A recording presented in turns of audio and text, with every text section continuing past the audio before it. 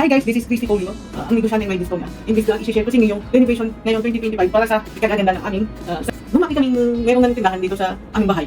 Yung bahay namin ay harapan noon tindahan at tabing kalsada yung aming tinitiran. So ang aming mga prospect buyers ay mga motorista. Kasi yung lugar namin, pwedeng daanan papuntang Pangasinan, papuntang Baguio, tapos may mga malalapit na ibang bayan na dito nagdadaan sa lugar namin. So, noong 2024, binuksan na yung aming tindahan. Although bukas naman talaga yung tindahan, kaya lang, dahil nga nag-concentrate ako sa pagiging online seller, mayroong cabinet akong naipagawa na naiharang dun sa pinaka-gitna ng tindahan, kaya hindi nakikita yung aming mga produkto. Pinaayos ko na, tinatanggal na. Natatandaan ko nung naka-recover si tatay, nakita niya yung tindahan, palagi nga sinasabi, tanggalin nyo yan, dapat maliwanag yung tindahan. Yun ang ba. Kaya ngayon, siguro, natutuwa si tatay kung saan man siya naroon, kasi nga, nasusunod din yung gusto niya. Yung aming tindahan ay anong dahil? So, ang aming prospect buyers ay mga motorist na dumadaan sa aming tindahan. So, pagka may dumaan na may sasakyan, may gusto ng soda, gusto ng yosi, pwedeng bumili sa amin. So, yung time na i-consume ng isang motorist para bumili ng certain products ay napaka-ikli lang. 1 to 2 minutes. Go na siya, diba? Yun po sana yung benefits namin bilang isang store owner na hindi nangungupahan along the highway ang negosyo. Kung malinis sana yung harapan namin, harapan ng tindahan, di ba? Kung walang sagabal sa parking para sa aming customer, maganda sana. Yun sana ay benefits ng aming negosyo.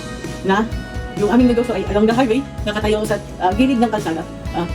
Yung mga sasakyan ay come and go lang. Maganda yung traffic. Hindi po, pero ang nangyayari kasi, may magpapark sa harapan ng tindahan ng 1 to 5 hours. Tapos, hindi naman siya bibili. Nakapark lang yung sasakyan niya na matatamunan yung aming tindahan. Kapag kami dumaan na isang motorist, gusto nang bumili ng soda. Makita nga may truck dyan or pick-up dyan. Walang space. Bibili pa ba yun? Hindi po ba? So, doon lang, nakakalungkot lang. So, isa yun sa nakita kong problema na dapat masolusyonan na para magkaroon kami ng kita. So, ang mga staff ng aming tindahan ay yun din yung staff ng aming telephone book. Sa tindahan, kumukuha ng merienda ng magkakapatid, merienda ng aming mga staff, ng mga pahinante, yung mga ginagamit sa pangluto, doon makukuha sa tindahan. So, lumaki kami na yung tindahan ay welcome sa lahat. No? Labas-pasok yung mga pahinante. Through the years, may mga nakikita na din ako na bakit sila kumukuha ng ganyan? Ganon. Tapos pag sinita mo sila, sabi, bakit kumukuha ng ganyan? So, ang sagot kasi ng tindahan ay merienda ng aming mga tauhan. Yung mga nagtatrabaho sa amin, may pamilya na kami, libre. Pero dumadating din sa point na sumusobra na. Nandiyan kumukuha na sila ng sigarilyo, kumukuha na sila ng sobrang soft drinks, kumukuha na din sila ng mga sobrang tinapay. Yun. Siyempre nung time na yun, kahit napapansin ko, hindi na lang din ako kumikibo kasi hindi naman ako nagmamanage ng tindahan. Pero ngayon, iba na.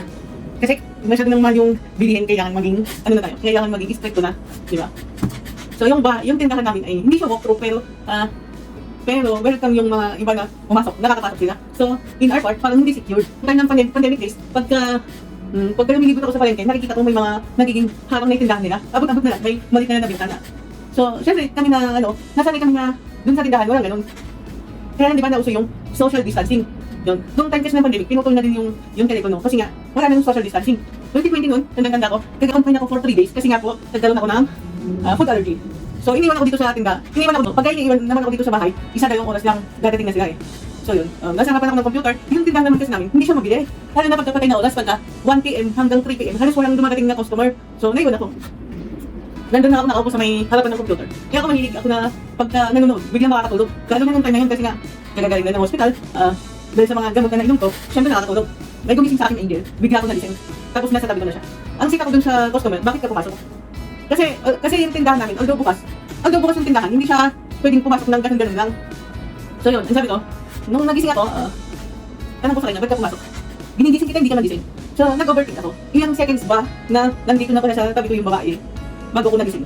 Sa ilang seconds na yon, ano ang nangyari? Ano ang pwede niyang makuha?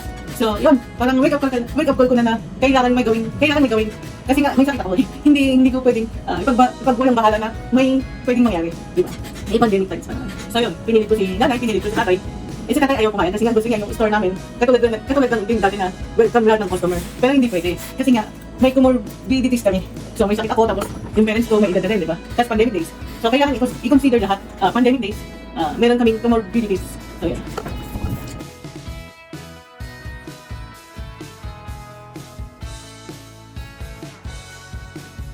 Simula nung pinayos yung tindahan, napansin niya yung tindahan, dumobli yung customer, naging malinis yung tindahan, hindi na ako nakakaamoy ng mabangke. Nung kasagsagan kasi yung aming business na maritime station, may mga truck tricycle na nandito sa harap ng aming tindahan na naghihintay na mag-discarga ng palay. Nung time na yun, walang naabala kasi yung aming harapan ay para sa kanila.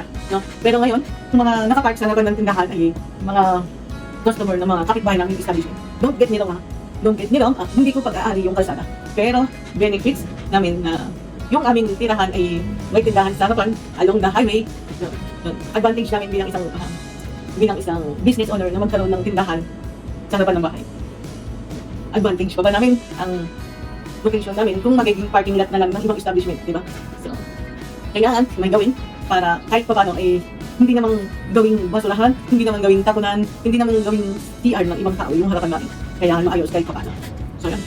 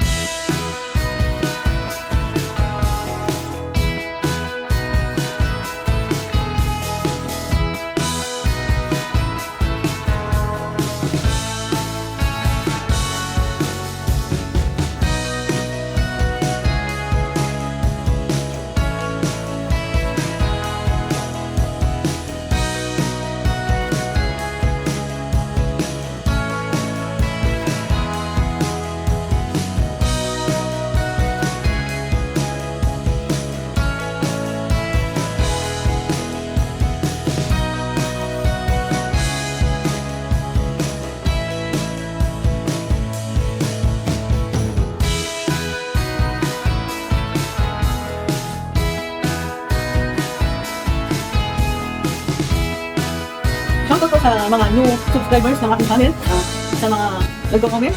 Maraming salamat po. Hello po kay ating JBTG 5712. Hello po sa inyo. Salamat sa comment. Kay Daryl Vlog 09. Maraming salamat po sa comment. Salamat po sa mga additional subscribers. Pa-subscribe naman po.